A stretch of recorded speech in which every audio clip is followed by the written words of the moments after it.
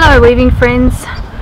I received a comment on my blog, a couple of questions from Rebecca, and I thought rather than typing out the whole answer here, because it's a sort of loaded question, very good question, but requires a sort of in-depth answer, I thought I'd just make a video instead, and then everyone can benefit from listening to the information.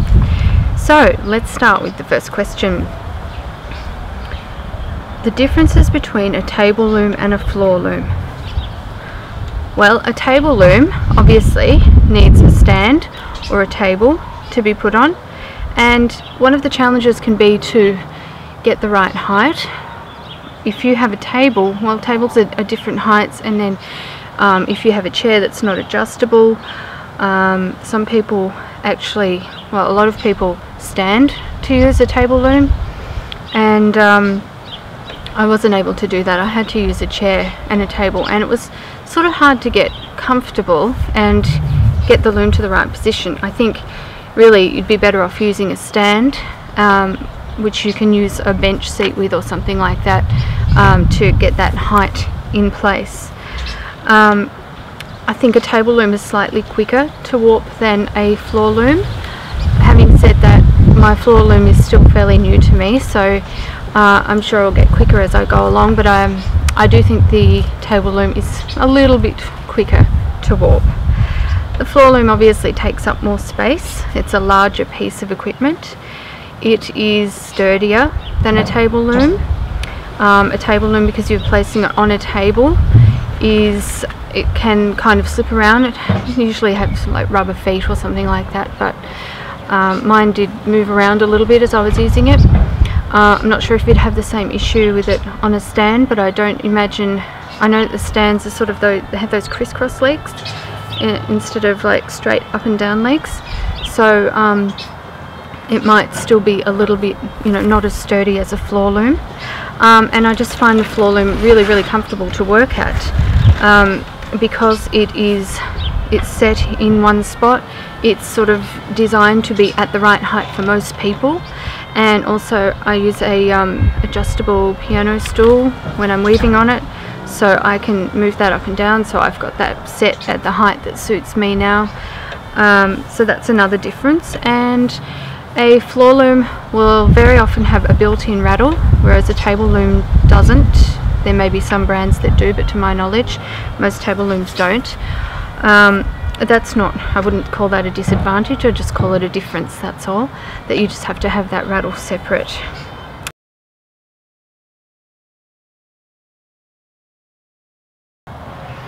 Well, this all started some time ago. I've had a back injury for about 20 years, and it's been getting progressively worse over the years, and the table loom was my solution to be able to weave more intricate patterns but not have to sit at a bench seat, because with the table loom I had it on the table.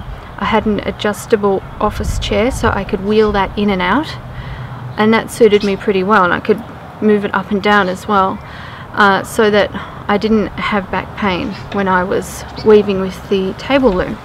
And my back a couple of years ago was sort of in the state where I thought it was never going to get any better than it was, and so I bought the table loom.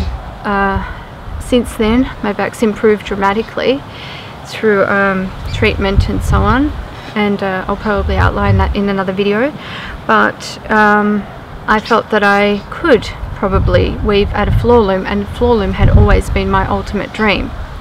So that's how I ended up with the floor loom instead of the table loom. Well, it's an interesting story why I chose the David II by Louet. And one of the reasons is there are really limited suppliers in Australia for looms and for weaving supplies in general. It's just not as big here, and of course we're not as big as a country. So I was initially looking at the Mighty Wolf loom by Schacht, and I was thinking of having that shipped over from the US. I looked into that quite extensively. I had the price point all worked out and everything, and then I found a woman, a weaver in Sydney, and she imports Louet looms, and so I started researching the David Louet, and then it got really interesting because I found that the David Louet was compact enough for the space that I had. It was going to work out cheaper in the long run than the Mighty Wolf because it came with extras that the Wolf didn't have. You would have to buy them in addition to what the loom was on its own. And once I'd paid for all the shipping and everything, the David was going to be quite a bit cheaper. So I kept researching, and I went on different weaving groups and everything, and what really stood out to me was that I couldn't find one negative comment about the David. That's not to say that I found a lot of negative comments about the Wolf, but I did find some. And all the comments that I found about the David were that the owners absolutely loved their loom. There were no problems, it was a dream to weave on, all that sort of thing. So that really influenced my decision. And also my research showed me that Louet as a company had an excellent reputation, that they were made in Holland and aesthetically beautiful as well.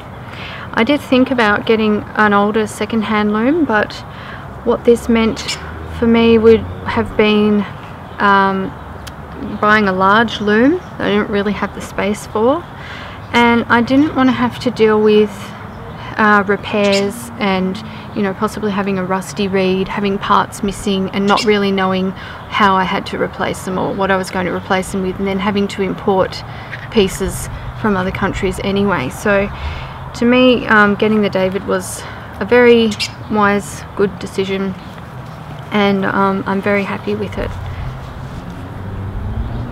I hope I've answered your questions there, Rebecca. Thank you for asking, and if anyone else has other questions you would like me to answer in a video, I'd be more than happy to do that. See you.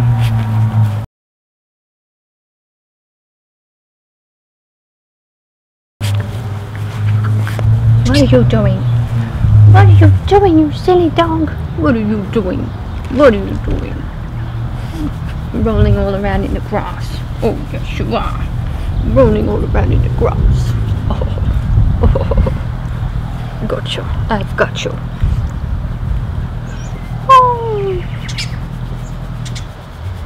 Like a scratch, don't you? I'm going to play in the grass again. Go on. Go on.